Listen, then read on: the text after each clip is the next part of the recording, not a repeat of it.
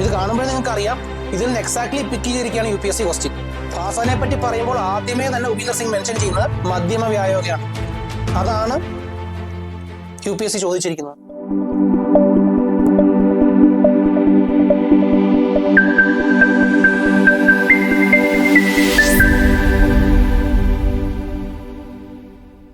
Hello aspirants, welcome to our prelims chariot program. കഴിഞ്ഞ വീഡിയോയിൽ പറഞ്ഞതുപോലെ തന്നെ ഇത് പ്രിലിംസിന്റെ GS1 പേപ്പർ കവർ ചെയ്യാൻ വേണ്ടിയുള്ള ഒരു എക്സ്ക്ലൂസീവ് മെന്റർഷിപ്പ് പ്രോഗ്രാമാണ്. അതിലെ ആദ്യത്തെ കമ്പോണന്റ് ആയ തീംസ് നമ്മൾ കഴിഞ്ഞ വീഡിയോയിൽ ഡിസ്കസ് ചെയ്തു. ഈ വീഡിയോയിൽ നമ്മൾ അതിന് രണ്ടാമത്തെ കമ്പോണന്റ് ആയ സോഴ്സസ് ആണ് ഡിസ്കസ് ചെയ്യാൻ ഉദ്ദേശിക്കുന്നത്. അപ്പോൾ let's move on to sources. എന്താണ് ഒരു ഹൈ പ്രയോറിറ്റി സോഴ്സ്? അതാണ് ആദ്യത്തെ ചോദ്യം. നമുക്ക് സ്ഥിരമായി നമ്മൾ സ്റ്റാൻഡേർഡ് ആയിട്ട് ഉപയോഗിക്കുന്ന ചില ടെക്സ്റ്റ് ബുക്കുകളുണ്ട്. Spectrum for modern India. ഇപ്പൊ സ്പെക്ട്രത്തെ തന്നെ നമ്മളൊക്കെ ആദ്യമേ വിലയിരുത്താം. നിങ്ങൾ സ്പെക്ട്രം പഠിച്ചിരുന്നെങ്കിൽ ഒരു അവസാനത്തെ 10 വർഷത്തെ എത്ര PVQs, എത്ര ക്വസ്റ്റ്യൻസ് നിങ്ങൾക്ക് സോൾവ് ചെയ്യാൻ പറ്റുമായിരുന്നു എന്നുള്ള ഒരു അനാലിസിസ് ആണ്. അതൊരു ഹൈ പ്രയോറിറ്റി സോഴ്സ് ആണോ അതോ അത് ഇഗ്നോർ ചെയ്യാൻ പറ്റുന്ന ഒരു സോഴ്സ് ആണോ എന്നതിന് ഉത്തരം തരുന്നത്. ഇപ്പൊ നിങ്ങൾ സ്പെക്ട്രത്തിന്റെ തന്നെ കാര്യം എടുക്കുകയാണെങ്കിൽ അവസാനത്തെ ഒരു 6 വർഷം എടുത്താൽ ലെസ് ദാൻ 6 ക്വസ്റ്റ്യൻസ് ആണ് സ്പെക്ട്രത്തിൽ നിന്ന് നമുക്ക് ആൻസർ ചെയ്യാൻ പറ്റുന്നത്.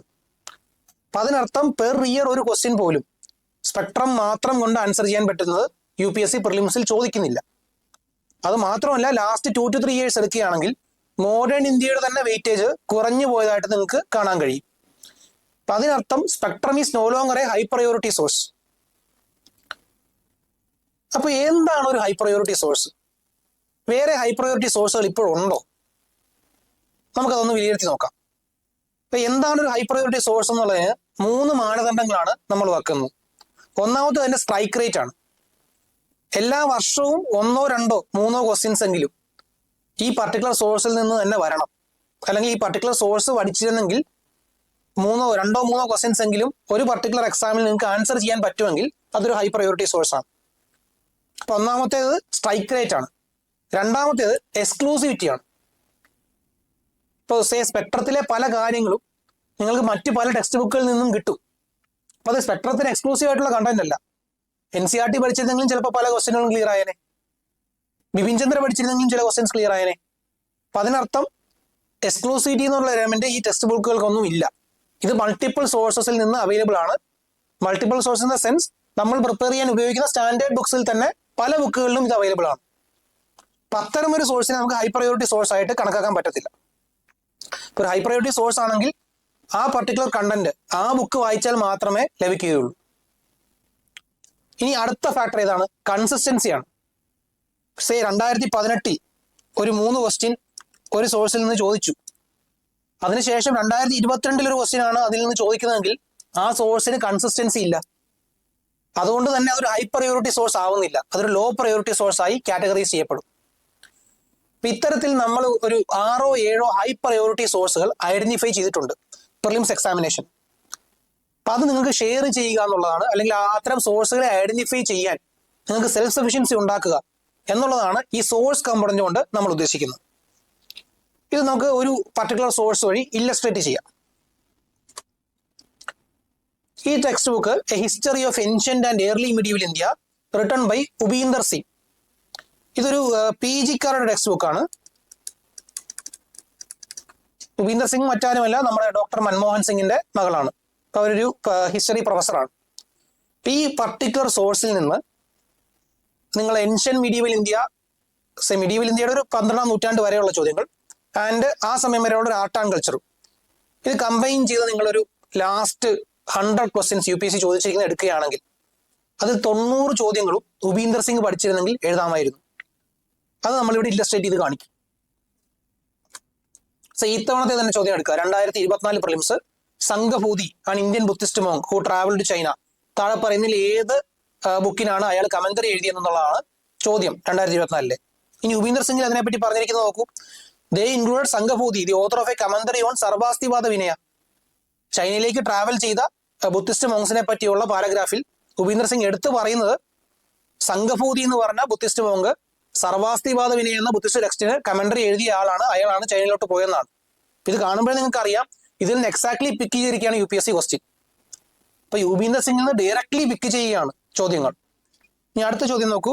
Which one of the following is a work attributed to playwright Bhasa? ഇന്ത്യയിലെ ഇതിഹാസകാരനായ ഡ്രാമാറ്റിസ്റ്റ് ഭാസ, അദ്ദേഹത്തിന്റെ ഏറ്റവും പ്രശസ്തമായ വർക്ക് സ്വപ്നവാസവദത്തയാണ്. അപ്പൊ അത് പലർക്കും പഠിക്കാതെ തന്നെ അറിയാമായിരിക്കും, ലിറ്റററി ഫീൽഡിൽ താല്പര്യമുള്ളവർക്ക്. എന്നാൽ ഇതിൽ സ്വപ്നവാസവദത്ത ഇല്ല. ഇപ്പൊ കുറച്ചും കൂടെ ലെസ് നോൺ ആയിട്ടുള്ള വർക്കാണ് ചോദിച്ചിരിക്കുന്നത്. എന്നാൽ ഉപീന്ദർ സിംഗ് നോക്കൂ, Bhasa, another important playwright, was the author of work such as Madhyama Vyayoga. ഭാസനെ പറ്റി പറയുമ്പോൾ ആദ്യമേ തന്നെ ഉപീന്ദർ സിംഗ് മെൻഷൻ ചെയ്യുന്നത് മധ്യമ വ്യായോഗയാണ്. അതാണ് UPSC ചോദിച്ചിരിക്കുന്നത്. അടുത്ത ചോദ്യം, ഒരു കാര്യം നിങ്ങൾ മനസ്സിൽ വെക്കണം, ഇതിൽ ഞാൻ ടഫ് ലെവൽ അല്ലെങ്കിൽ ഡിഫിക്കൽട്ട് ലെവൽ ക്വസ്റ്റ്യൻസ് മാത്രമേ ഇല്ലസ്ട്രേറ്റ് ചെയ്യുന്നുള്ളൂ.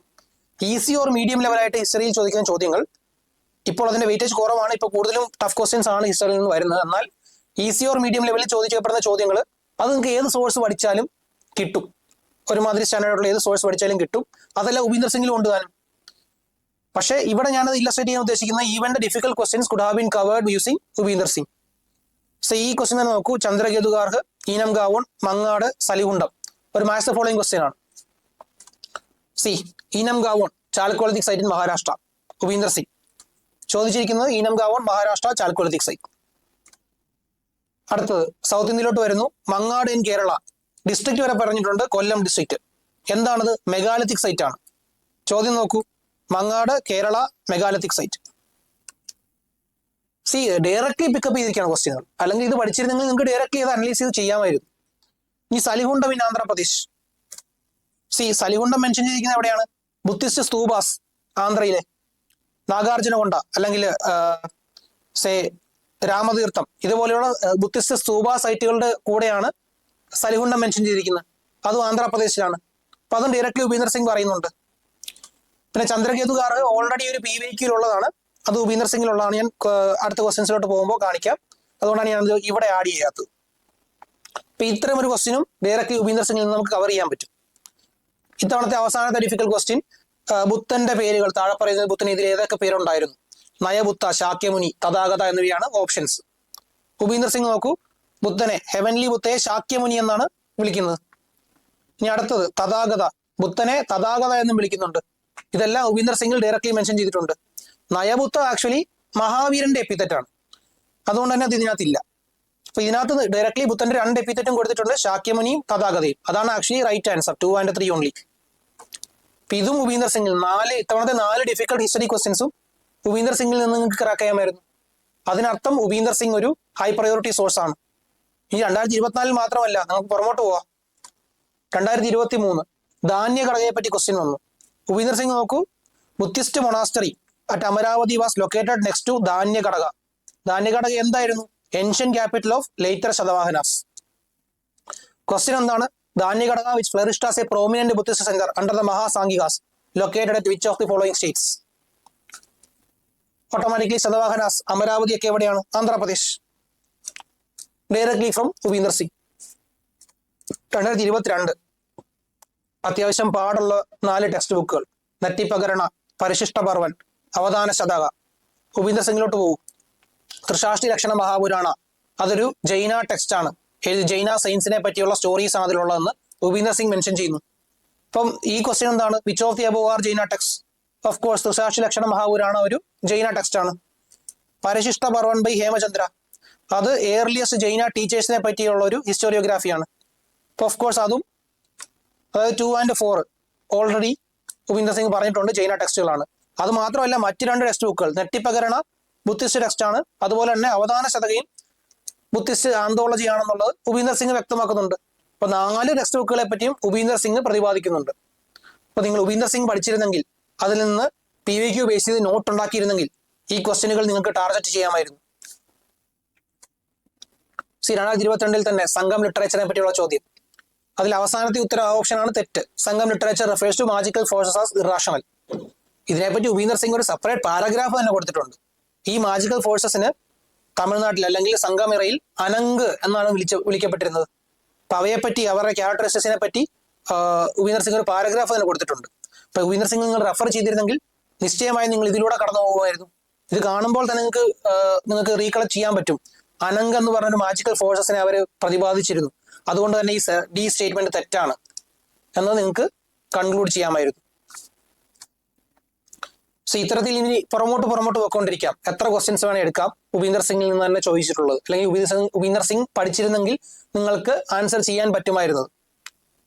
സോ ചന്ദ്രകേതുഗാർ ഞാൻ നേരത്തെ കാണിക്കാമെന്ന് പറഞ്ഞു. കാര്യം ഒരു 2021 ക്വസ്റ്റിനും ചന്ദ്രകേതുഗാർ ഉണ്ടായിരുന്നു. ടെറാക്കോട്ട ആർക്കിടെക്ചർ സൈറ്റ് ആണ്.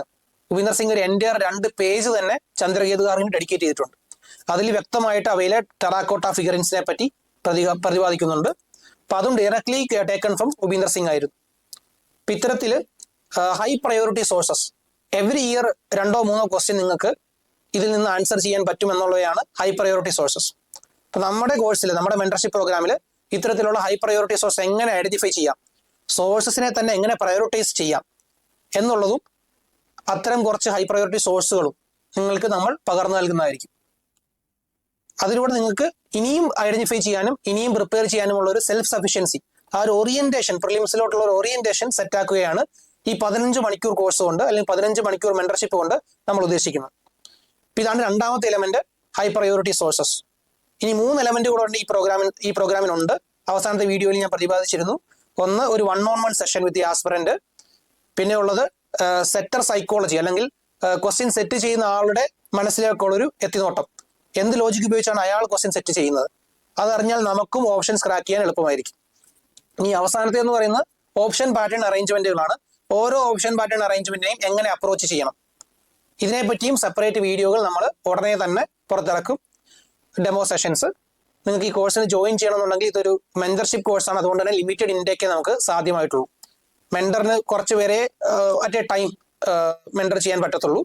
അപ്പോൾ നിങ്ങൾക്ക് ചേരാനുള്ള ലിങ്കും ഡീറ്റെയിൽസും കോഴ്സിന്റെ ഡിസ്ക്രിപ്ഷനും താഴെ ഡിസ്ക്രിപ്ഷൻ ബോക്സിൽ കൊടുത്തിട്ടുണ്ട്. നിങ്ങൾക്ക് നോക്കാം. Thank you.